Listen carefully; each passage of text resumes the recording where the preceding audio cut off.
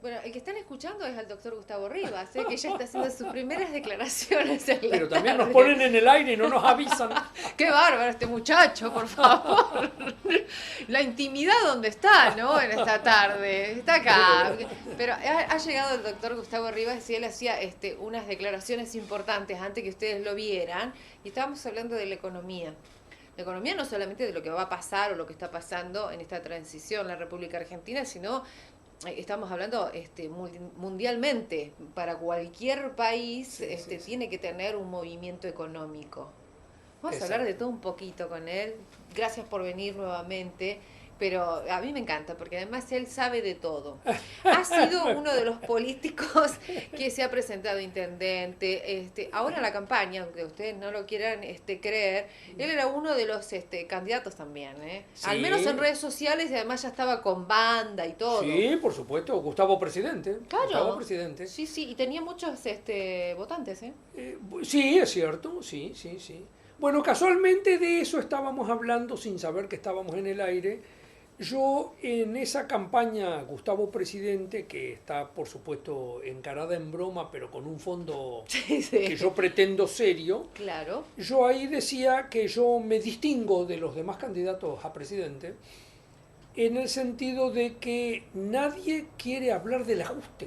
Sí. Y otros han convertido a la palabra ajuste en mala palabra. Ajá, ¿No es cierto? ajá. No, ajuste, no, ajuste no. Bueno, yo creo que el ajuste, gane quien gane, y yo lo decía en el momento antes de las elecciones de la primera vuelta, el ajuste hay que hacerlo. Es Es más, ya se está necesario. haciendo. Sí. Ya muchos sectores lo están sintiendo. Ahora lo que por ahí la gente dice, ¿cómo va a decir que está diciendo que van a aumentar todo y se Claro. está No, no, haciendo? no. Lo que pasa es que los que asustan con el ajuste son los avivados, es decir, los autores, o mejor dicho, los beneficiarios del sobregasto Ajá. nacional y provincial, que en definitiva son los que viven, como dijera hace muchos años el gobernador Uranga, prendidos al alfalfar del presupuesto, Sí. es decir, los únicos ganadores en todo esto, Ajá.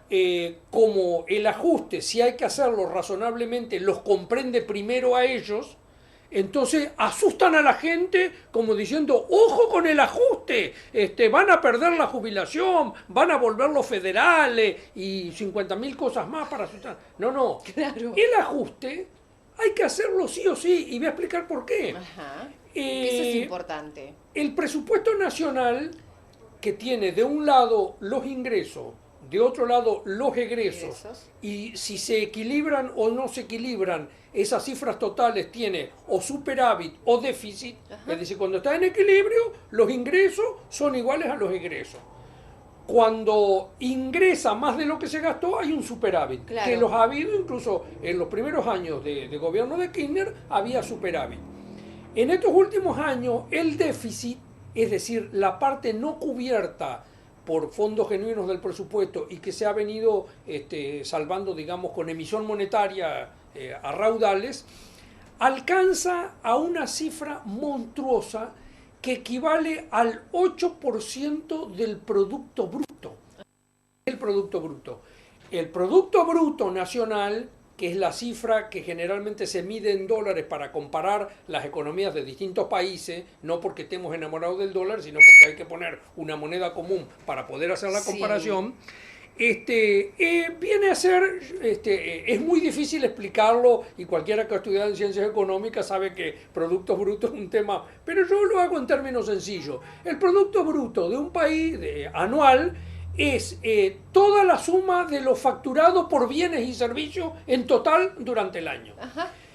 Yo no recuerdo las cifras últimas, pero debe estar entre 300 y 400 mil millones de dólares el Producto Bruto Argentino, es decir, todos los bienes y servicios que se crean y que se facturan en el país durante un 300 año. mil a 300 400 a mil. 400 mil millones de Sí. pesos por año. No tengo la última cifra, posiblemente esté en 300 mil y pico. Lo que sí sé, porque es una cifra fácil de recordar, que el déficit, es decir, la parte del presupuesto nacional que no se cubre con los recursos genuinos, es del 8% del Producto Bruto. Si el Producto Bruto fuera 400.000 millones de dólares, por ejemplo, el 8% es 332.000 millones de dólares. Sí. Ese 32.000 millones de dólares. Aunque no fueran 32.000, con que fueran 20.000 y pico, es una cifra monstruosa, ¿no es cierto? Entonces, muy bien, como yo decía ahí en mi plataforma presidencial, ¿por qué hay que hacerlo al ajuste? Porque evidentemente una de las formas de salir de este atolladero sin que el pueblo en general lo tenga que sufrir es tener recursos de afuera, es decir, que nos preste, bueno, el Fondo Monetario Internacional o cualquier banco internacional o emitir títulos, etcétera. Sí. Pero cualquiera al que le vayamos a pedir nos va a decir primero, bueno señores, pero primero ordenen las cuentas. Claro. ¿Cómo le voy a prestar yo a uno que está perdiendo anualmente el 8% del Producto Bruto? No nos ¿Con qué presta me va a nadie. pagar a mí? ¿Qué es el criterio que tienen Y si actualmente nos los bancos? nos prestan con impuestos altísimos. No, con tasas altísimas. Sí, bueno, acá, por ejemplo, Impagables. los bancos y cualquier financiera hoy día, antiguamente prestaban de acuerdo al patrimonio que uno tenía. Es decir, si uno tenía un gran campo, una gran casa, bueno, actualmente los préstamos se dan, es decir, acá en lo interno también fundamentalmente en base al ingreso que uno tiene y a la capacidad de pago. Claro. Entre países, es decir, es fundamentalmente en base al ingreso. ¿Por qué? Porque nadie le puede venir a embargar al país la casa de gobierno, etcétera, etcétera. Es decir, que de acuerdo al ingreso, uno ve la capacidad de pago que puede tener ese país y entonces le da o no le da. ¿Y qué ingreso Y tiene si le da, le cobra el 16% anual en dólares, como nos cobró a nosotros una vuelta en Venezuela por 1.000 millones de dólares. ¿Se dan cuenta? Cuando otros países, incluso Bolivia, están colocando deuda, el Uruguay, por ejemplo, economías que tradicionalmente fueron más débiles que la nuestra,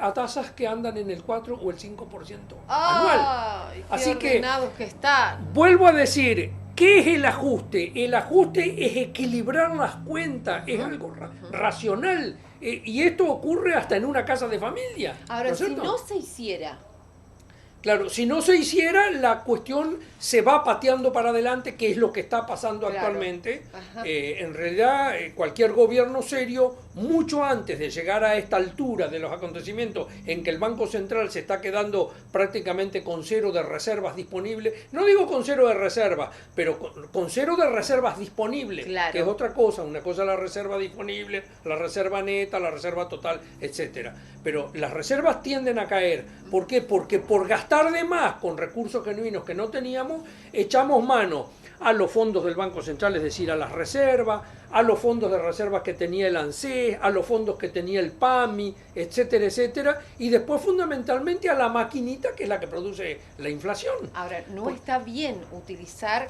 cierto dinero Exacto. que está destinado a X cosa para Bueno, cubrir. ahí, claro, en el caso, por ejemplo, del ANSES, se produce lo que yo llamo una deuda oculta. Ajá. Es decir, no es una deuda explícita que figure como tal en un balance cualquiera, pero es una deuda oculta porque en algún momento va a aparecer. Es decir, cuando yo manoteo los fondos del ANSES y le presto, por ejemplo, como hace unos años a la empresa General Motors Internacional y coloco plata a baja tasa, inversiones mal hechas, poco rentables, distribuyo muchos gastos que antes de rentas generales se hacen ahora con rentas, con gastos, con reservas del ANSES, del Fondo de Sustentabilidad, por ejemplo.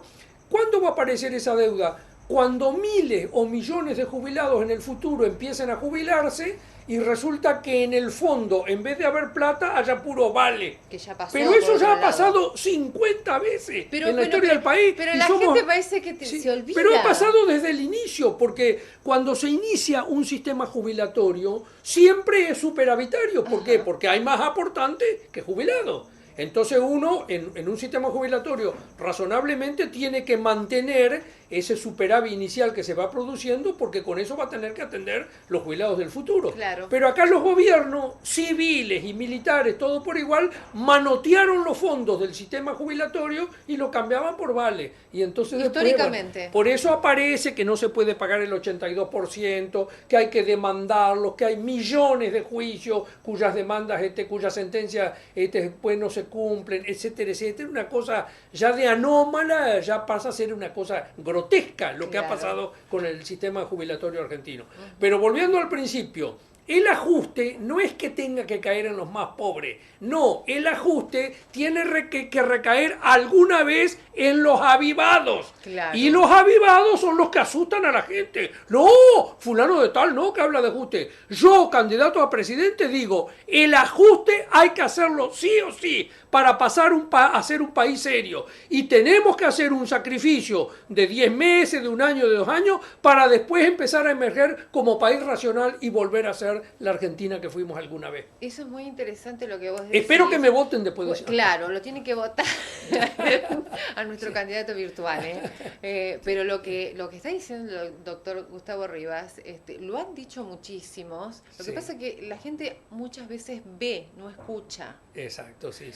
Y con lo que vio es cuando después va a votar. Exacto, sí.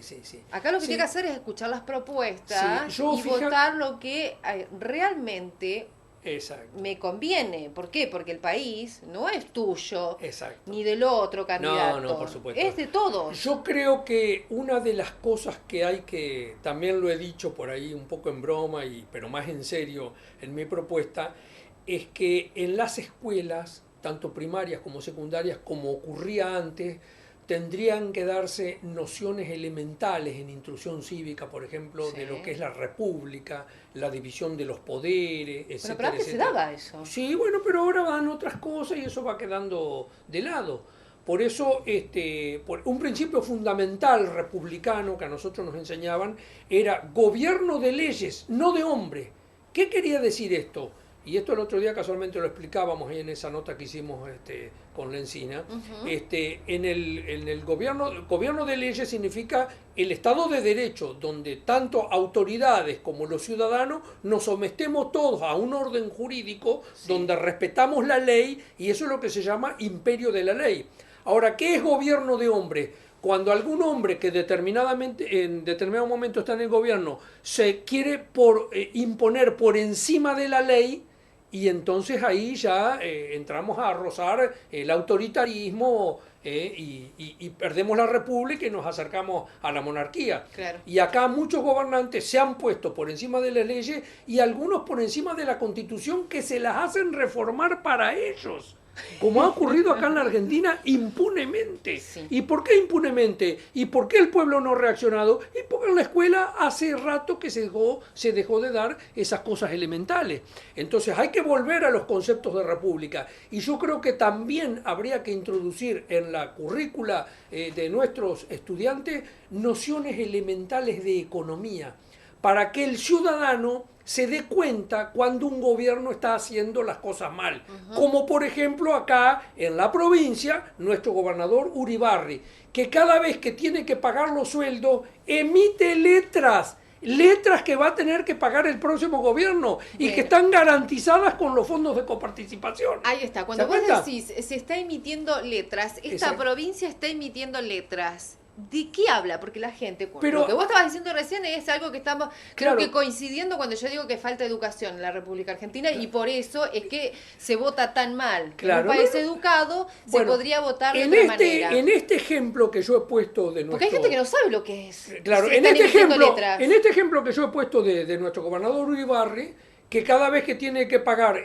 sueldo, emite letras, la última emisión, ya la gente ni se fija en los diarios, pues ya es una cosa de todos los días, hemos naturalizado, pero hace una semana salió una emisión de letras de la provincia por 120 millones de pesos, y hacía cada rato 120, 160, etcétera. Y aparte de eso, nunca se repaga, cada vez que hay que pagar se emite una nueva serie, y así se va pedaleando, y como los intereses crecen, la deuda se va haciendo un globo, pero algún día habrá que pagarla. Claro. Y entonces en la provincia también algún día hay que hacer el ajuste.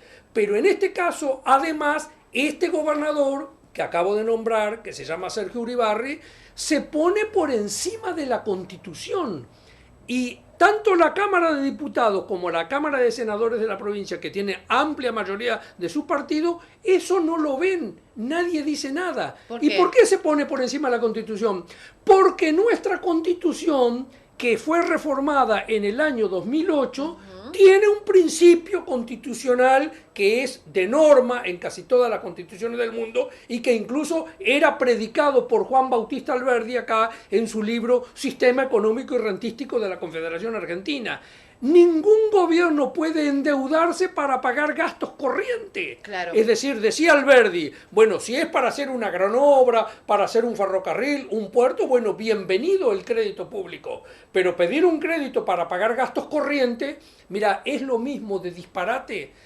Si yo soy gerente de banco y vos sos comerciante y venís a pedirme crédito a mí y yo te digo, ¿para qué quiere el crédito? Para pagar los sueldos de este mes. Bueno, ¿sabés el tapón que te pego? Bueno, no, dicho en bueno, forma... no, pero eso es más o menos como para que la gente entienda. Claro, es esto, se está emitiendo... Uno puede para inversiones, para compras. Por ejemplo, un transportista dice, bueno, quiero renovar mi camión, bueno, claro, vemos los números, los balances, se le da. Pero si uno viene a pedir para pagar los sueldos, bueno, ese disparate está haciendo prácticamente en forma mensual la provincia de Entre Ríos. Y la nación lo está haciendo en otra forma. Como nadie, felizmente, nadie de afuera nos presta un peso, entonces ahora, claro, manotean los fondos del ANSE, emiten, etcétera, etcétera. No es que uno no lo vaya a tener que pagar, es zafa el momento. Esto como cuando usted pincha 10.000 veces la rueda de su coche y la siguen parchando y en algún momento ya no va a tener más espacio para seguir parchando, va a tener que comprar una nueva. Claro, entonces cuando uno habla de ajuste, el ajuste es ajustar,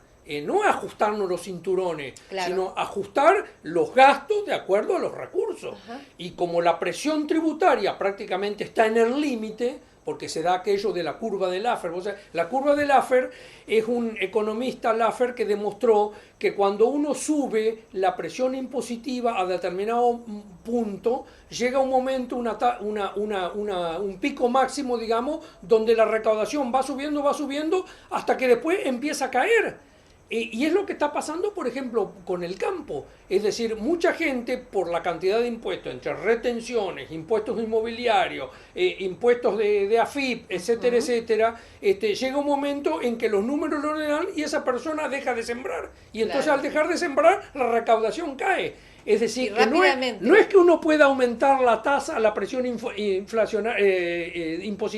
al infinito. Llega un momento en que cae. Bueno, y eso es lo que está empezando a pasar. Es decir, se desalienta la inversión. Por eso digo, como la presión impositiva ya es insostenible e inaumentable, entonces lo único que queda es reducir los gastos a sus niveles normales.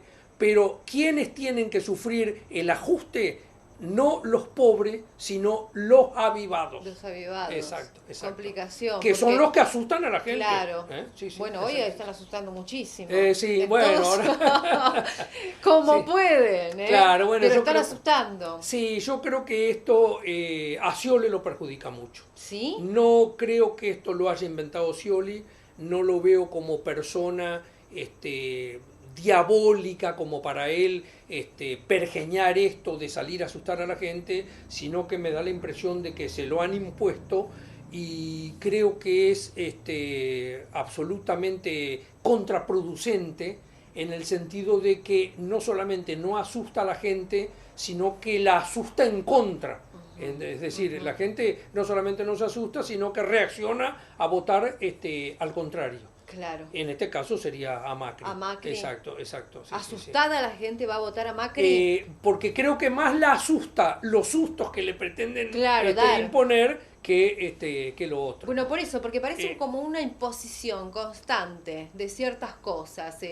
Yo me impongo sobre esto. Claro, y y es lo que vos tenés que recibir y aceptar además. Exacto, sí. Se habla de esta campaña muy rara, que además coincidíamos recién fuera de cámara, que la llaman campaña sucia. Yo no sé si es el término, pero digo, es una campaña muy rara. Sí, yo creo que...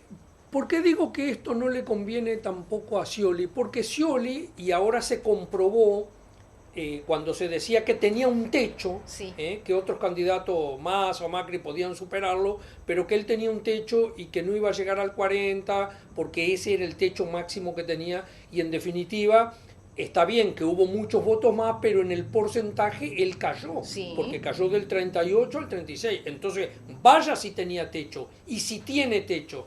Entonces, ¿qué significa? Que ese techo que puede tener Macri es el techo de los votos peronistas kirchneristas, que es su núcleo básico, su núcleo duro. Es decir, a Scioli como posibilidad para aumentar, digamos, el caudal de votos o el porcentaje de votos, y que lo tendría que hacer a costa de un electorado independiente que tendría que sumar, no lo puede hacer asustando. Claro, Es decir, claro. porque el que ya lo vota, lo votó. Pero asustando no va a obtener votos adicionales, al contrario, los va a correr, es contraproducente. Entonces yo termino pensando si alguien del gobierno no está pateándole en contra para que Scioli no gane, porque le conviene tenerlo de partener a Macri y petardearlo durante varios años, Sí. con finalidad de volver. Claro, puede De la ser. misma manera, claro, porque acá se especula mucho con eso, y es así. Sí. Por ejemplo, en el caso de Massa, Massa no dice directamente hay que votar por Macri. No. No, pero lo sugiere. ¿Por qué? Porque a Massa le conviene que gane Macri. ¿Y por qué le conviene que gane Macri? Porque si gana Scioli, Scioli se puede erigir en el líder indiscutido del peronismo, porque el peronista tiene esa condición que es gregario, donde está el poder, se van todos. Claro. No interesa lo que hayan sido antes, ellos van todos al que tiene el poder. Entonces, si Scioli fuera el próximo presidente, todo el peronismo se nuclea alrededor de Scioli y se acabó la discusión. ¿Se va el En cam- peronismo con el sciolismo? Se van todos, con el que gana se van ¿Vos no todos. sentís Bueno, que- de la que- misma manera que todo lo que ahora son kirchneristas hace 15 años atrás eran menemistas. Bueno, y son pero los ahí está, mismos, por eso y te no se decía. ponen colorados ni nada. No, no, no. No, y algunos todavía lo niegan. Claro. Por eso te digo, Sí, sí. ¿no hay una división ahí entre peronistas y kirchneristas? Por ahora sí, pero cuando emerge alguien, en el caso de que ganara Scioli y se consagrara presidente, ¿Lo van a dejar se solo a acaba Massa? se va hasta la cámpora, se va con Scioli, se van todos. Ay, qué Porque- feo, va a pero quedar es solo y la así. mujer le va a quedar. Bueno, entonces, el tema es así. Claro. En cambio, si Scioli no gana, ese peronismo queda vacante y a disposición de Massa. Claro. No digo que vaya a ir automáticamente, pero va con muy buenas posibilidades porque ha emergido indemne de esta primera vuelta, y entonces Massa es el hombre que más votos tiene, Ajá. y entonces en condiciones de captar y apropiarse del peronismo. Hay muchísimos que en estos últimos días todos llaman a la población a votar en blanco. ¿Eso es bueno o es malo? No, votar en blanco es malo. Votar en Malísimo. blanco, no, por supuesto. Y volviendo al mismo tema, Ahora, ¿por qué ellos llaman a que el pueblo vote en blanco? eh, Los referentes estos que quedaron afuera ahora, por supuesto, porque acá hay dos líneas políticas nada más que se están debatiendo exacto. el poder. Bueno, yo creo que muchos de los que votaron en blanco en la primera vuelta, o que no votaron directamente, son los que se sumaron y en la segunda vuelta y en gran medida votaron por Macri, porque Claro. ese fue el crecimiento de Macri, y que incluso permitió que Massa se mantuviera en el 20%. Es decir, en una palabra, ¿dónde está el crecimiento de Macri? ¿Lo obtuvo a costa de Massa? No, Massa mantuvo los votos, los aumentó a costa de esos que anteriormente habían votado en blanco o no habían votado y que se inclinaron por Macri. Ahora, de la misma manera, y volviendo a cómo se maneja el tema en el peronismo, siempre en el peronismo, cuando un peronista sucede a otro peronista, se lo termina comiendo. Claro. Que fue lo que le pasó acá a Busti con Uribarri. Ajá. Uribarri se lo comió a Busti. Duhalde no pudo pasar porque Menem se encargó de que no ganara No, las elecciones. no se lo iba a permitir. Etcétera, etcétera. Pero además a Duhalde se lo hizo Kirchner. Es decir, Kirchner lo trae como presidente, lo coloca, le deposita su confianza y después se lo terminan comiendo a Duhalde. Sí, Entonces, ¿qué pasa? Si Cristina se va y viene Scioli, lo que queda del kirchnerismo, por lo que te acabo de decir, se los termina comiendo el sciolismo. ¿Viene Y Scioli entonces o viene viene Zanini? No, bueno, sería Scioli el presidente. Lo de Zanini es un intento de, bueno, eventualmente jugar con su renuncia, etcétera, etcétera. Pero si Scioli llega a presidente y es hábil, como lo fue Kirchner, en pocos meses todo se aglutina alrededor de él.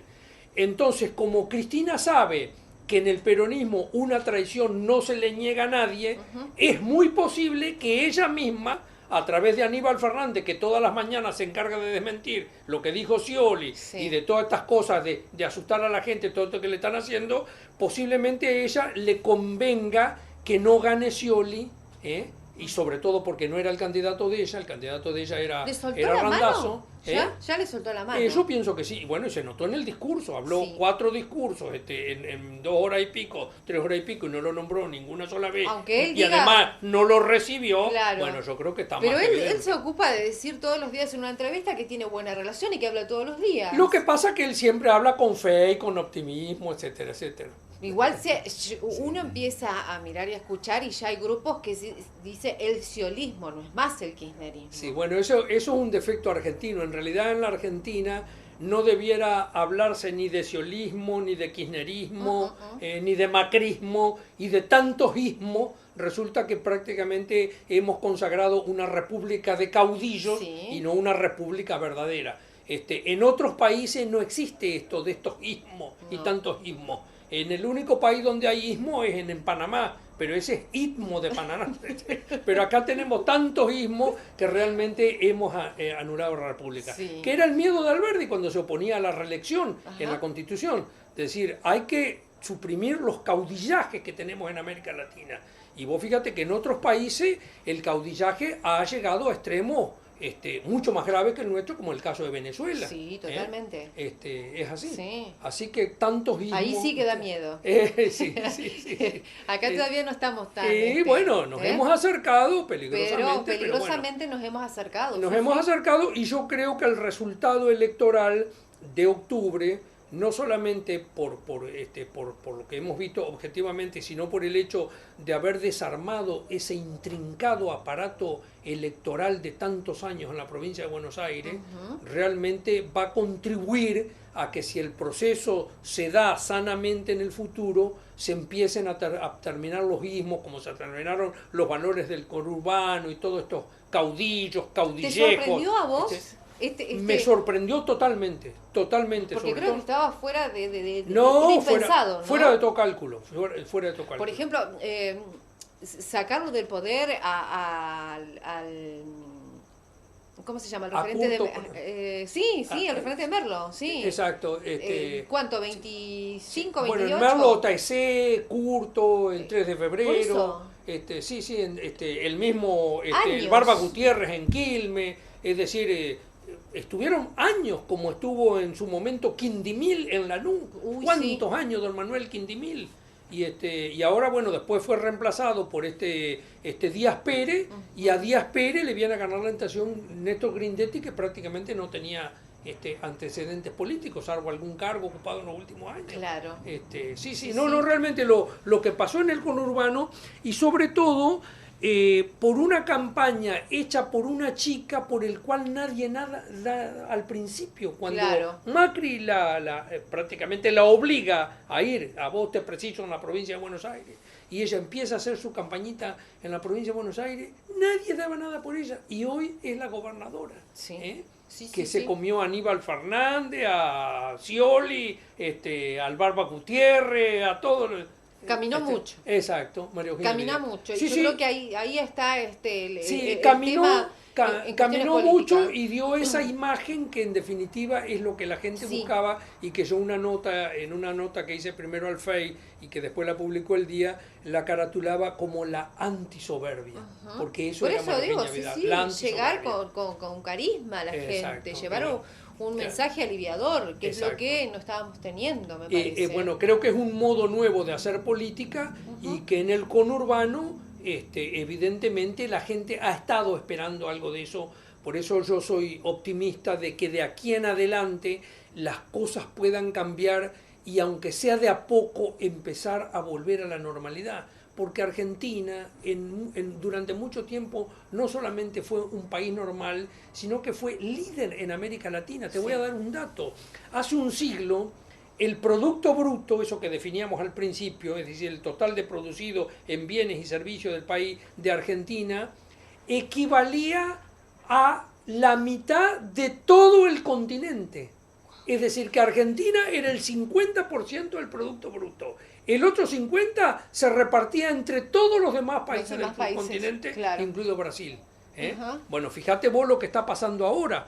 Para los que hablan del modelo, mirá lo que terminó el modelo. Argentina, que llegó a ser el primer exportador de carne del mundo y que cuando llegó este gobierno exportaba 700.000 toneladas por año, actualmente ha descendido a menos de 200.000, no cumple desde hace muchos años la cuota Hinton, que es los cortes más caros, Sí. digamos, eso después lo podemos explicar, y entonces está exportando menos carne que el Uruguay, que en lana ya nos había ganado 30 años antes. Uruguay exportaba más lana que nosotros, con toda la Patagonia que tenemos y equivalente a una provincia argentina, que Paraguay, que también está exportando más que nosotros, Sí. y en este momento Brasil es el principal exportador de carne No se puede del creer. mundo, cuando hace 40 años Sí. o 50 años, cuando yo era estudiante, Brasil en materia de carne realmente No tenés nada, no existían. nos reíamos, exacto. Pero mismo si vos no te vayas tan lejos, Gustavo, acá, nosotros, Ajá. consumimos carne de Uruguay.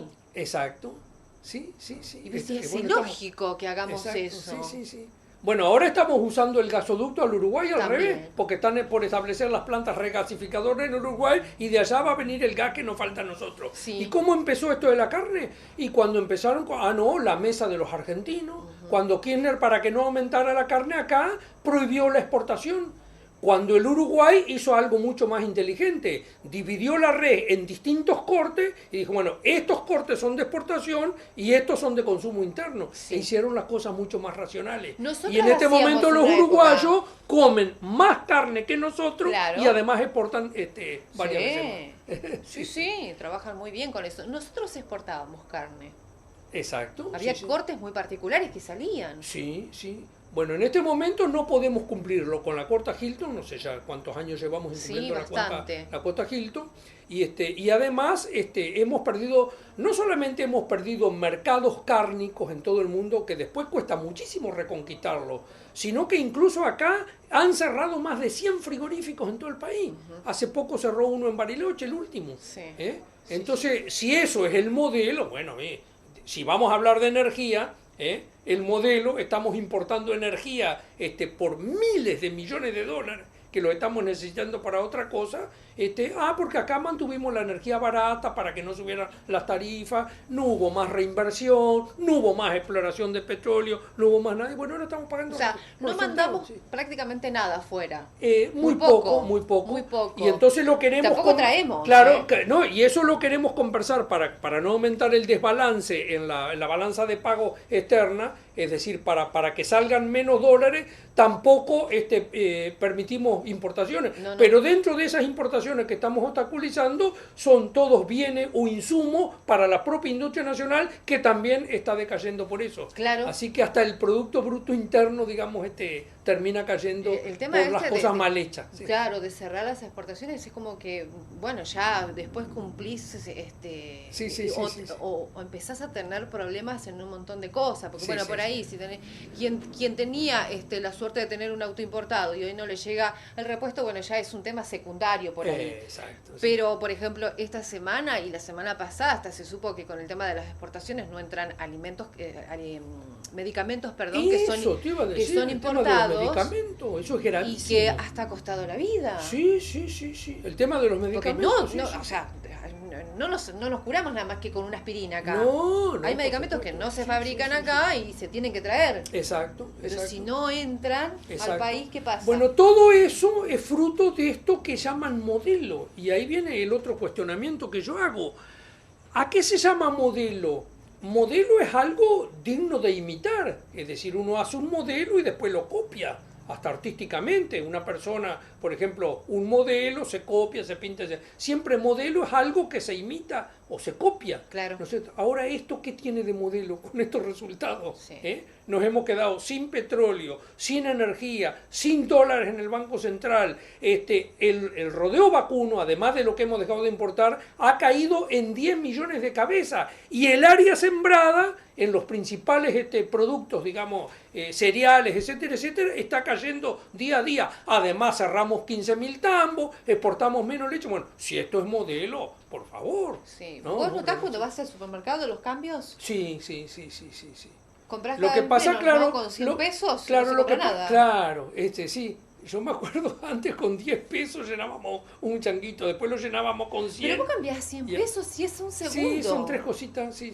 Yo tengo, por ejemplo, la costumbre, yo hago mini compras, entonces voy a un supermercado donde ni siquiera agarro bolsa, Claro. ni changuito ni nada, simplemente junto en la mano las cosas que me llevan el día y generalmente eso, 100 pesos, las cositas que uno Claro, lleva. el diario. Sí. Son 100 pesos el diario.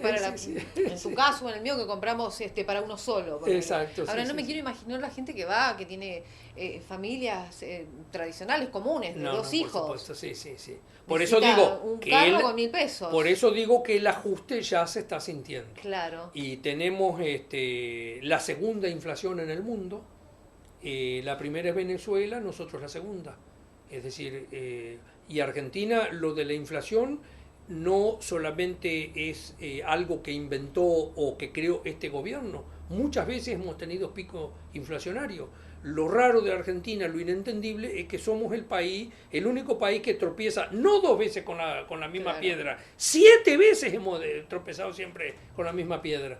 Y cuando el gobierno viene, empieza a gastar de más, por eso digo que la gente tendría que tener en su preparación nociones de economía para darse de cuenta cuando un gobierno es irresponsable y estamos viviendo todos bien, vamos a Miami, compramos, cambiamos autos, etcétera, pero a costa del futuro y después, bueno, vienen los bajones. Claro. Y entonces, bueno, no es manera de Sí. administrar un país, Sí. como tampoco lo sería, cambiando los términos, de administrar una casa, no se puede. No Hay se que puede. ser racional. Los argentinos tenemos que ser racionales. O sea, tenés que gastar lo que tenés en el bolsillo. Por supuesto. Lo que sabés que vas a generar en el mes. Exacto, y en todo caso, producir más, Claro. ser más eficiente, aumentar la productividad, pero no se puede hacer nada desde la artificialidad. ¿Seguro? Y menos desde el endeudamiento, porque después en economía todo se paga. Todo se paga. Sí. ¿Qué pasa en Gualeguaychú? ¿Te gusta cómo quedó armado? Bueno, yo creo que lo de Gualeguaychú ha sido la elección más pareja de la historia. Sí. A propósito de esto, muchos hacían la comparación, y no es que me quiera poner en autorreferencial, pero no puedo evitar hacerlo, con la elección entre Luis Leiza y yo en el año 1991, Sí. que también fue una elección muy pareja, pero yo hago la diferencia. En el caso de esta elección fue la más pareja de la historia, por lo menos de las que yo recuerdo, de acuerdo al número que se definió por 200 votos. En el caso de la elección mía con Leiza en el año 1991, se definió por más votos, creo que fueron 800. La memoria mía me dice que Leiza sacó 13.600, la Unión Vecinal sacamos 12.800 y el radicalismo 7.000. Ajá. Pero lo particular de esa elección, que casi hasta las 9 de la noche iba yo primero en Wow. todos los resultados, Sí. hasta que aparecieron los votos de la zona de Pereda, del sur, y entonces ahí vino el triunfo de Leiza, pero que en definitiva fue por 800 votos. Y hay un caso más remoto que pocos recuerdan y que fue una elección muy particular porque fue en una elección en que ambos candidatos fueron directores de diarios acá en Gualeguaychú. No al mismo tiempo, pero fue así. Por el Partido Conservador, estoy hablando de la elección de 1935, que fue la primera elección que se hizo después de la reforma constitucional de 1933, que volvió a hacer que los intendentes fueran electivos, porque desde principios de siglo, una reforma creo que ya por 1903, el intendente se nombraba en Paraná, es decir, lo nombraba el gobierno de la provincia, claro. no era electivo. Ajá. Es decir, que las primeras elecciones después de la constitución del 33, cuando vuelve a ser electivo, el intendente fueron estas, donde uno de los candidatos, como te decía, era Pedro Jurado, por entonces director del diario El Censor, y el otro candidato era el doctor Pedro Bacchini, que años después fue director del diario El Argentino, Sí. por el Partido Radical. Bueno, esa elección iba parejísima y recién se definió a las 10 de la noche cuando llegaron los resultados de las mesas de la zona del Gualeyán, que le dieron el voto a don Pedro Jurado, que dicho sea de paso fue un gran intendente, y cuando hizo la Plaza Belgrano, esto muy pocos lo recuerdan, que la hizo allá por el año entre el 35 y el 37 durante su mandato, la pobló en homenaje al Gualeyán con todas las especies arbóreas que había sobre el Gualeyán, con Coroza, Francisco Álvarez, Espinillo, Algarrobo, etcétera, etcétera. ¿Qué le queda? Todos los árboles de la... Por eso muchas veces hemos protestado algunos vecinos cuando se quiere llevar especies arbóreas diferentes. No, hay que mantener esa esencia, claro, que la Plaza Belgrano fue arborizada con las mismas especies todo fruto del agradecimiento de don Pedro en aquella elección. Pero ahora sí, contesto tu pregunta. Yo creo que queda bien armada la situación, digamos, del futuro intendente Piaggio, en el sentido de creo que va a tener, y ya lo han dicho, ambos partidos, es decir, el partido UNA y el partido Cambiemos, en el sentido de que van a ser una oposición razonable y constructiva, no va a ser una oposición así que sea obstaculizadora, ni le van a poner palos en la rueda, es decir, que eso le va a permitir van a acompañar, una buena gestión, sí. Y yo, creo porque además Martín es una persona muy querida, que me parece, por la sociedad. No, exacto, sí, tiene una muy buena imagen, por supuesto que sí. Y tiene muy buena llegada, digo, con los otros referentes que además se disputaban la intendencia, pero tiene buena llegada. Exacto, sí. Y hasta una relación, si se quiere, de amistad. Sí. Yo creo que va a ser una buena administración. Y además es joven él. Pero por supuesto, sí. Así que en ese sentido yo estoy tranquilo de que Gualeguaychú, muchos programas se van a seguir manteniendo, lo que nos interesa a todos los gualeguaychúes. ¿A Bordet lo conoces? Vos sabés que, aunque te parezca mentira, lo conozco al padre y no a él personalmente. No te puedo creer. Claro, el padre, Elvio Bordet, al quien yo conozco desde hace muchos años, yo creo que lo conocí por el mismo Busti, porque fue el que lo sucedió a Busti como intendente de Concordia, cargo que después ocupó su hijo.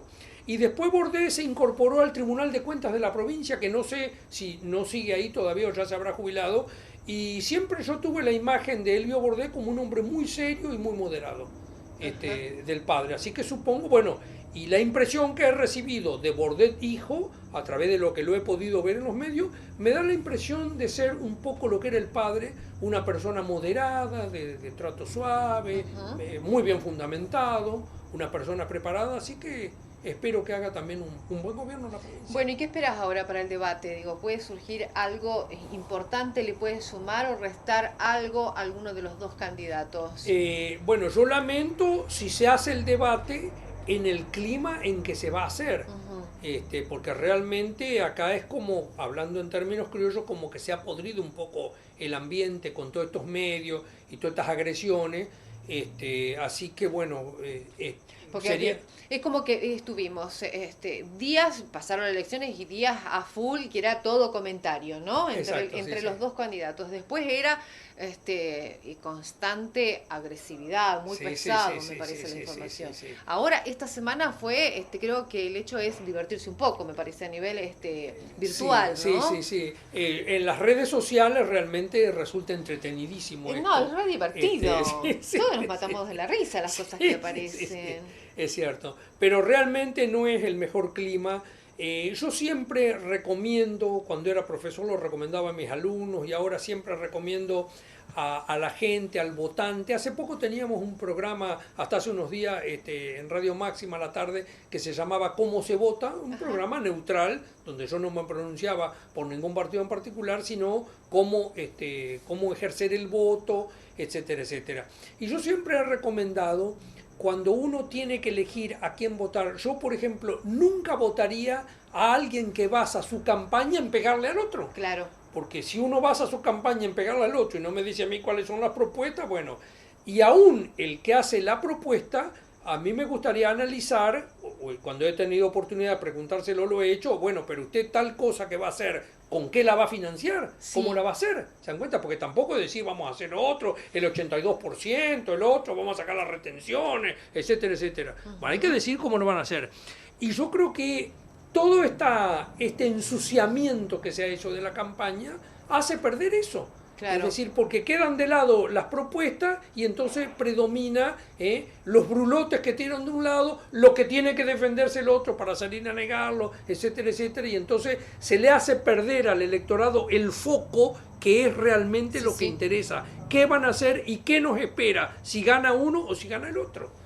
Así que eso es una lástima. Entonces que está ocurra bien, así. este tonito de humor ahora estos días está bien, como Sí, para que todos es relajemos, como ¿no? diciendo, no nos asustamos y te retrucamos de esa forma. Claro. Y vuelvo al principio, creo que a Scioli no le conviene y me parece que los que están pergeñando todo este fondo lo están haciendo, aunque cueste creerlo, para perjudicarlo al mismo Scioli, porque preferirían tener como presidente a Macri y no a un peronista para después tratar de recuperar eso. Ya no hay tiempo igual, por más pero que no son criterios para manejar un país o la política de un país con tanto egoísmo y con tanto intereses personales, porque también cuando en una república se abandona el sentido republicano, lo primero que cae es un concepto que la Iglesia lo ha mantenido y lo ha defendido siempre, pero que nos viene desde Grecia, que es el concepto de bien común. Sí. El gobernante debe tender al bien común,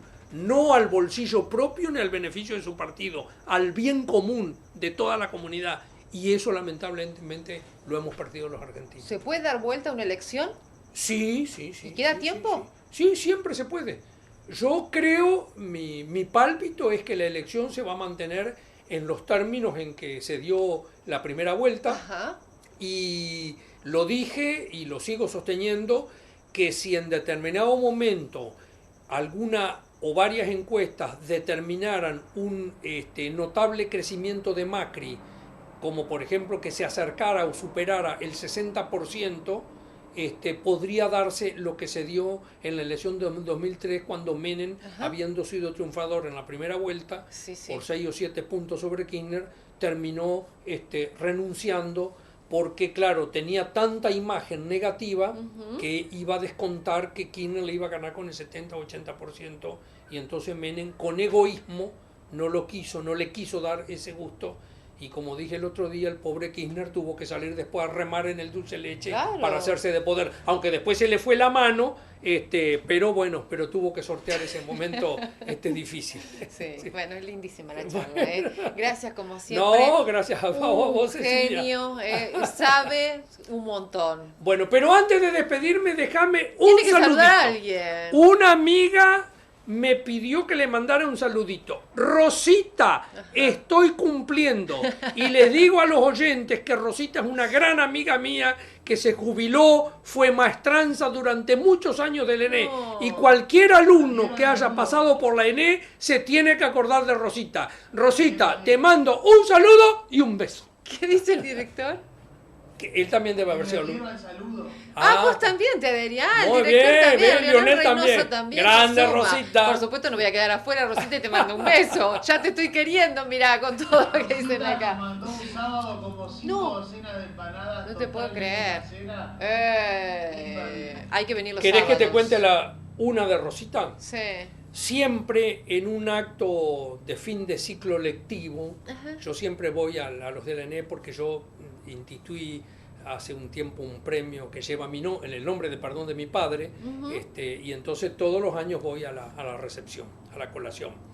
Hace unos años, cuando coincidió que Rosita se jubilaba, le entregaron ahí un testimonio de reconocimiento. Obviamente fue una cosa muy emotiva porque todos los que pasaron por la ENE en los últimos 20, 25 años y que porque Rosita era aparte de su función, era como una madre para la iglesia. Sí. Entonces, bueno, todo el mundo lagrimió, qué sé yo. Entonces, cuando le tocó recibir ese premio, alguien la invitó a Rosita si quería decir unas palabras. Viste que en las colaciones siempre habla un alumno, el rector, el otro, bueno. Habló Rosita, fue el mejor discurso de la noche, te juro, el mejor discurso de la noche. La ovacionamos. ¡Qué grande Rosita! Me encantó. Un beso para ella, una Muy niña, bien. muy bien.